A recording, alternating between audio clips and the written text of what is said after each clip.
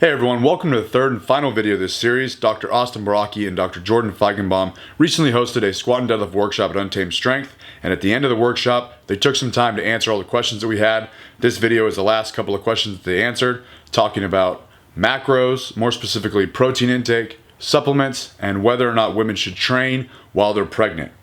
Enjoy. So I don't think that there is an optimal protein to carb to fat ratio based on percentages. That's just off the bat. I think if your question is how much protein should I be eating, that is a nuanced question based on. The answer is more. Yeah, probably. And if you look at like the RDA guidelines and you look at, and then you go into like the exercise science literature, you're gonna get a bunch of, pencil pushers that are going to tell you that 1 gram per 1 kilogram is more than enough protein for all of your needs. And I'm going to say, that may be true in your very small sample sizes, but by and large, our experience has certainly shown that people who would tend to eat 1 gram per pound of body weight protein on average, or maybe a little higher, tend to do better. And how old are you, by the way? 35. So you're not old. But let's say you were 45. So 20 grams of protein from an animal source is most certainly going to do a good job at stimulating a muscle protein synthesis response, which is effectively you eat, your muscles grow, that's what you want. But if you were 45 or 55, you're going to need 40 grams of protein to do the same amount of thing. Effectively, you've become amino acid resistant as you age. So just keep that in the back of your mind, that as you age, your protein requirements for optimal sort of recovery and performance go up, which is exact opposite of what people think. If I asked you the question, who needs more protein, the 18-year-old go hard in the gym or the 55-year-old person who's training 3 days per week, what would you say? You say the kid needs more protein, which is not the case. They're basically living on a liter of testosterone a week, and can get away with less. All right. So that's thing one. I think very easy off-the-cuff recommendation is 1 gram per pound body weight of protein. Start there.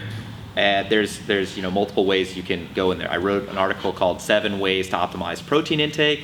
It's on my website, barbellmedicine.com. That has all the nuanced stuff in there. But that, in general, is my recommendation. Carbohydrates and fat, I both consider as fuels, all right? And you need to adjust the total amount of both of those together based on your goal. If your goal is to lose weight, that's what you're taking down. If your goal is to gain weight, that's what you take up. As far as what you need to optimize your recovery from training is 100% depending on what you're doing right now and what you're taking in right now. Does that make sense? So if you're taking in right now, let's say 1,500 calories a day, if I put you on 2,500 calories a day, what's gonna happen? Exactly. So I can't recommend something based on your weight, age, whatever, because if you're eating less than that, I certainly can't bump you up that high. Similarly, if you're eating 2,500 calories a day on average over a 7-day period, and I put you on, based on your age, weight, height, put you on 2,200, guess what's going to happen? You lose weight. So it totally depends on what you've effectively gotten used to. And I think the easiest thing to do is you take a journal, you write down everything that you eat for 3 days, calculate it out, you use MyFitnessPal, log your stuff, and then you get a baseline. This is what I'm taking in right now. All right, and then you set your protein, 1 gram per pound, body weight. You can set your carbohydrates to 1 gram per pound, and then the fats make up the rest. That's a very easy off-the-cuff recommendation. I wrote another article called To Be a Beast. It's on the same website. It's got more nuanced answers in there, but you can start there and adjust as needed based on your goals. Okay? As far as supplementation. The interesting thing is, if you look at evidence only, so scientific papers, you're going to see that the stuff with the best evidence shows that creatine monohydrate works very, very well. Any other form of creatine is substandard, shouldn't be bought, shouldn't even be sold. You're going to find that beta-alanine has some pretty good evidence. Beta-alanine is an amino acid. It increases levels of muscle carnosine, which is effectively a buffer. All right, you guys have heard of lactic acid, yes? Lactic acid is a misnomer. It only exists in one place in the body, in the female vagina. Basically, the bacteria create lactic acid, and it's an acidic pH. It doesn't exist in muscular physiology. You get lactate and a hydrogen ion. So effectively, they're not together. right? So lactate actually ends up making glucose through another pathway. This is a long way of asserting my biochemical dominance here, but lactic acid doesn't exist, and beta-alanine is a supplement that is a buffer against acidic conditions from those hydrogen ions. So people end up being able to work out a little longer. Their rate of perceived exertion goes down for a given work bout. Problem is, it takes about 6 weeks for it to come on board once you supplement with it long enough, and when you stop taking it, it lasts for an additional 6 weeks. The other thing you're going to find evidence on is betaine anhydrous. It's from beets. It's a high-level antioxidant. Effectively, it's been shown to increase muscle protein synthesis to a little bit higher when taken with a protein-rich meal. It's got some glutathione derivatives in it. Anyway, it's an antioxidant. It's got some decent evidence. Some people have been calling it the new creatine. I don't know who these people are. Those three things are what I would recommend taking. Whey protein is not really a supplement in my mind. It's a meal replacement. So you should be taking that if you need it.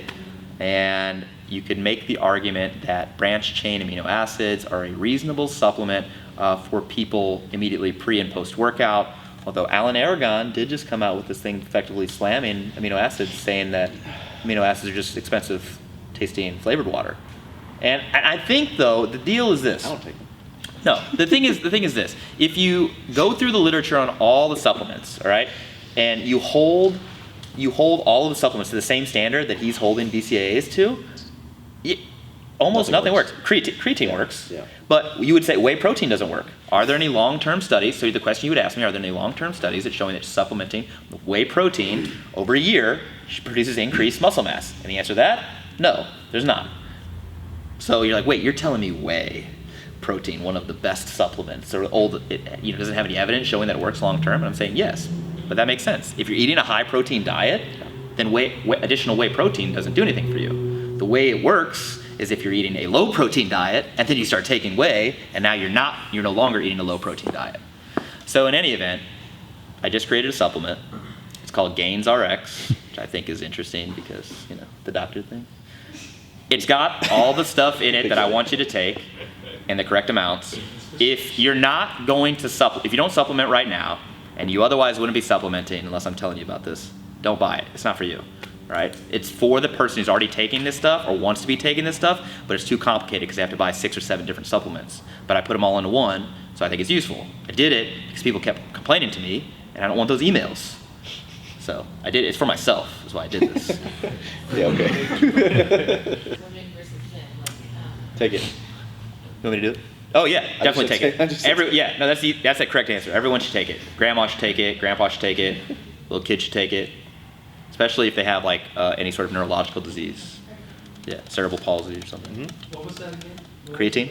Creatine. Yeah. Creatine. Is Take it it. for cerebral palsy? Let's not go that far. Let's Yeah. just say you should take 5 grams. Yeah, it's nuance. Yeah. Too nuanced. Yeah, but you should take 5 grams of creatine a day, or I think it's 0.3 mg per kg body weight per day. And that was creatine monohydrate? Yes, correct. Anything else has more of a excretory sort of signature than a absorption signature. And what I mean by that is when they look at the radio-labeled amino acid tracer studies, which basically shows where does the creatine go. If it's not creatine monohydrate, you pee it out. Yeah. Is creatine in your product? Wait, yes, it is. Hey. What about vitamins? So vitamin D is Yeah. the one that's the most, it's one that the evidence is constantly argued about whether or not it's helpful or not and stuff like that. I think it's probably worth taking. Yeah, I would What about agree. fish oil? Yeah, I feel less strongly about fish oil. I think, though, if you were going to take 2 additional things, fish oil and vitamin D would likely be them. I wouldn't take anything like an antioxidant, vitamin E, vitamin A. I certainly wouldn't take vitamin C. I wouldn't take a B complex vitamin if you live in this country, unless you previously had like a gastric bypass or something like that. You have some sort of... Yeah, this is all for general public, barring any particular medical conditions. If obviously if you're cachectic from cancer, you get a multivitamin. If you're on certain medications that can deplete other vitamins, you get some of those vitamins, stuff like that. But for general walking around, walkie-talkie, healthy people who are strong enough to go in the gym and train a couple times a week, it's a regular multivitamin.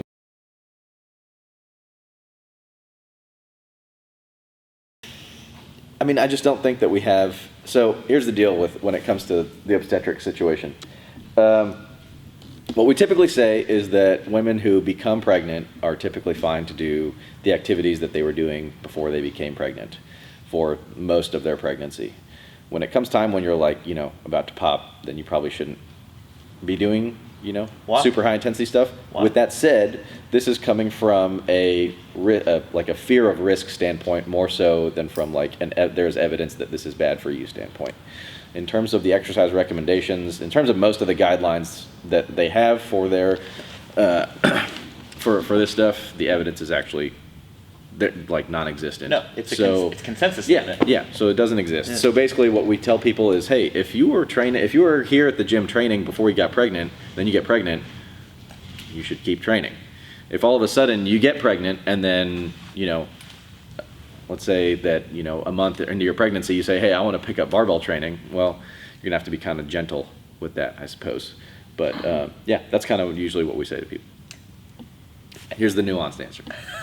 So most physicians will get their recommendations from ACOG, which is American College of Obstetrics and Gynecology, and their current recommendations for exercise are that effectively you can do whatever you want. Basically a recapitulation of what Dr. Baraki just said. Yeah.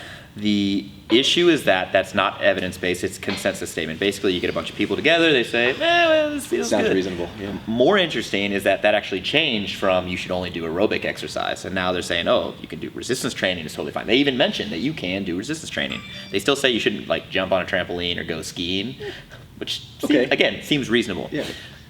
More interesting to me is the risk profile. It's if you tell somebody that they can go train, squat, bench, deadlift, high or whatever high intensity exercise, CrossFit, for instance, and then they happen to have a bad outcome, a miscarriage or something like that. Was it your fault? It's probably not, but that's an unknown. You have no way of knowing. We have no way of knowing. Yeah. We don't have any evidence to show us that it's safe. We don't have any case reports showing us that it's not safe. So it's hard to say. The other thing is this. If you've already been training, which I assume most of the text messages you get are from people who've already been training, have a history, and so they should be trained. They should still train. My recommendation, if they came in my office, you should train. Continue to train until you can't based on other reasons, anatomical reasons. So if their joints become increasingly lax, if they start having a bunch of back pain because of the growing fetus, and they have an increased lordosis in the low back, all of these things, then they're going to have to change their training because of anatomical reasons. The other thing is, don't set your programming up to try to PR at 38 weeks.